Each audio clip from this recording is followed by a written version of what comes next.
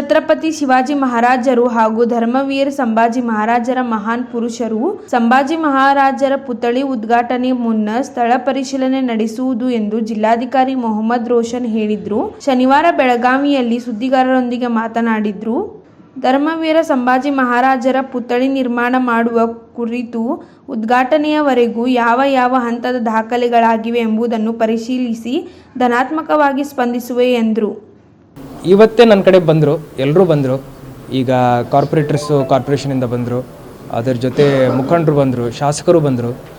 ಎಲ್ಲರೂ ಬಂದು ಇವತ್ತು ನನಗೆ ಮಧ್ಯಾಹ್ನ ಮನವಿಯನ್ನು ಸಲ್ಲಿಸಿದ್ದಾರೆ. ನಾಳೆ ಏನೋ ಪ್ರೋಗ್ರಾಮ್ ಇದೆ ಅಂತ ಹೇಳಿದರು. ಇಷ್ಟು ಶಾರ್ಟ್ ಟೈಮಲ್ಲಿ ರಿಯಾಕ್ಟ್ ಮಾಡೋದು ಜಿಲ್ಲಾಡಳಿತದ ಇದರಲ್ಲಿ ಭಾಳ ಕಷ್ಟ ಆಗುತ್ತೆ. ಆದರೂ ಒಂದು ಸ್ಪಾಟ್ ಇನ್ಸ್ಪೆಕ್ಷನ್ ಮಾಡಿಕೊಂಡು ಯಾವ ರೀತಿ ಪತ್ರ ವ್ಯವಹಾರ ಎಲ್ಲಿ ಮಠ 3-4 ವರ್ಷದಿಂದ 3 ವರ್ಷ 2022-23 ಇದೆಲ್ಲ ಶುರುವಾಗಿದೆ. ಆವಾಗಿಂದ ಇಲ್ಲಿ ಮಠ 2025 ಈಗ ಶುರುವಾಗಿದೆ. ಸೊ ಇಲ್ಲಿ ತನಕ ಏನೇನಾಗಿದೆ ಅದೆಲ್ಲ ಇವತ್ತು ಕೂತ್ಕೊಂಡು ಓದ್ತೀನಿ. ಆ್ಯಂಡ್ ಬೇರೆ ರಾಜ್ಯಗಳಿಂದ ಮಹಾರಾಷ್ಟ್ರದಿಂದ ಮುಖಂಡರನ್ನು ಅವರು ಆಹ್ವಾನಿಸಿದ್ದಾರೆ. ಸೊ ಅದನ್ನು ಆ್ಯಂಗಲು ನಾವು ನೋಡಬೇಕು. ಯಾರಿಗೂ ಅವ್ರ ಮರ್ಯಾದಕ್ಕೆ ಧಕ್ಕೆ ಆಗದಂತೆ ನಾವು ನಡೆಸ್ಕೋಬೇಕಾಗುತ್ತೆ. ಇವತ್ತೊಂದು ಸ್ಪಾಟ್ ಇನ್ಸ್ಪೆಕ್ಷನ್ ಮಾಡಿ ಮತ್ತು ಮೀಟಿಂಗ್ ಮಾಡಿ ಯಾವ ರೀತಿ ಪರಿಹಾರ ಹುಡುಕ್ಲಿಕ್ಕೆ ಆಗುತ್ತೆ ಪ್ರಯತ್ನ ಮಾಡ್ತೀವಿ.